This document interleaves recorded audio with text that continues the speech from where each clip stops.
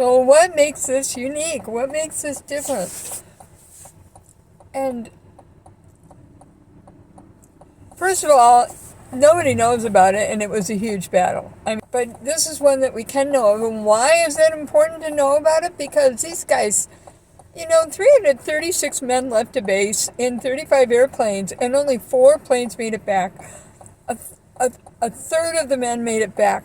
Of the rest of them, half of them that bailed out or that left their planes because they exploded, half of those guys died.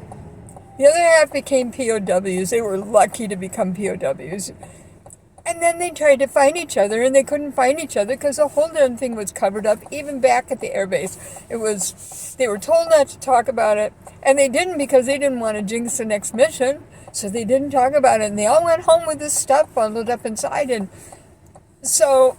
the Germans remembered it too. It was so important and such a violent mess. They lost, and they couldn't afford to lose men. I mean, we had more men coming in all the time. They didn't. They were at the bottom of the barrel for their pilots. So they lost pilots too. They lost 19 pilots. So what else makes it important? What happened afterwards? Because these guys go home, like a lot of guys in the war, and they don't talk about it, and then eventually it just builds up. And some of them, when they found each other, and my dad had a lot to do with that, they were able to talk about it finally and try to figure out what happened, what went wrong, why did this group leave the division, why did that happen, for one thing. And they theorized with one another, and they came to some sort of conclusions, and they talked it out. And for some of them it was healing. For a lot of them it was healing to do that. There are other guys that didn't heal. So that, but but it's strange that they were able to find each other when they were told not to talk about it, and they finally had to talk about it. But then the fact that they met the men who fought against him that day in the air, they went to these different sites where the American planes crashed, and the German and the American crewmen and the German people, the people that found them on the ground, that turned them in or that took care of them, and the German pilots that hit that plane. And they met each other at each of these different crash sites. That's amazing. That's amazing. It wasn't just, Unbroken tells the story of one airman who was treated terribly in prison camp and finally went back and connected with that horrible person. And he found a way to resolve everything inside of him. This is that multiplied exponentially. There are so many different stories. Even the guys that came back, like my dad, he had a lot of stuff to work out in his head, and he finally couldn't do it until he started talking to these other guys. And one thing he always wanted to do was to meet the men that flew against him. Why? Because he thought they were doing their jobs just like he was. He didn't think of them as Nazis. They were conscripted. They had to serve. None of them had to be airmen. They had to volunteer, both sides. And they had that in common. They volunteered to be airmen. And there was something called honor among airmen. So there's that. And Dad always wanted to meet, and suddenly this dream comes true. Dad always wanted to have a club when he was a kid. He had a club. Yeah, the Jimmy Allen Club. Jimmy Allen was this star stunt airman that did all these stunt shows and went all over the country and put on these shows. And then they had a radio show, the Jimmy Allen Show, and with this great musical theme, and it was about how this 15-year-old Jimmy Allen kid was learning how to fly a plane. This is in the 1930s. I mean, air travel, the first person to ride as passenger in an airplane was in 1907.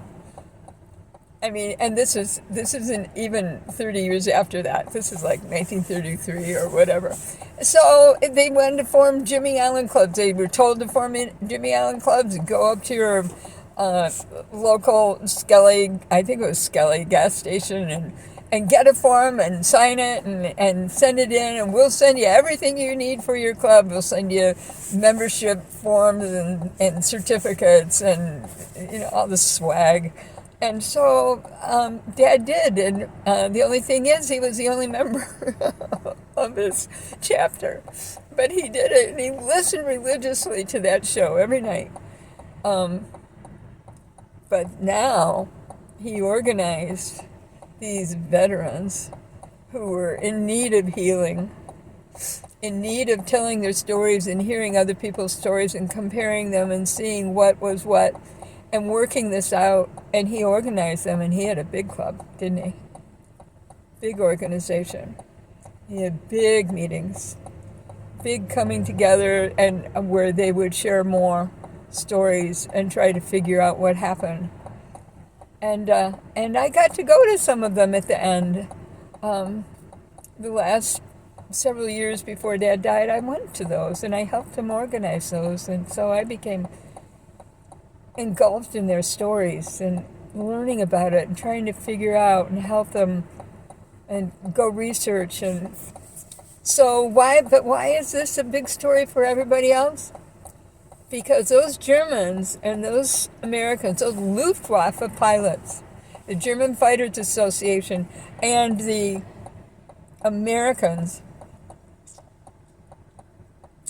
cooperated and collaborated to build that memorial in Germany on the spot where the lead plane came down.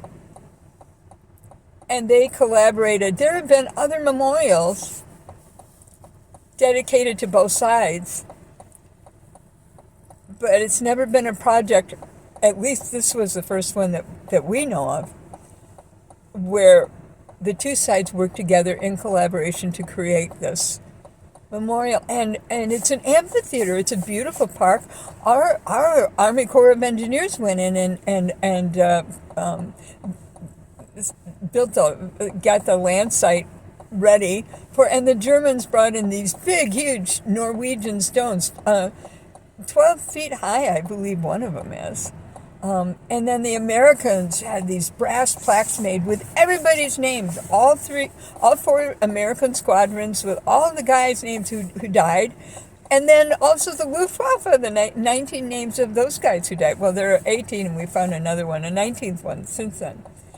And these Germans who were dedicated to finding and identifying these crash sites, and they were so fascinated. All these planes came down in this one spot in central Germany. The battle happened so fast. In 6 minutes it was over, which means all these planes came down in 6 minutes of travel, over 15 miles in Germany. And so if you can imagine 22 airplanes in that 15-mile radius, and that's American bombers. And then there were 32 German planes that crashed. And all of that on this quiet area right in the middle of Germany. Half of them went down on what became West Germany and half on East Germany. There are so many things.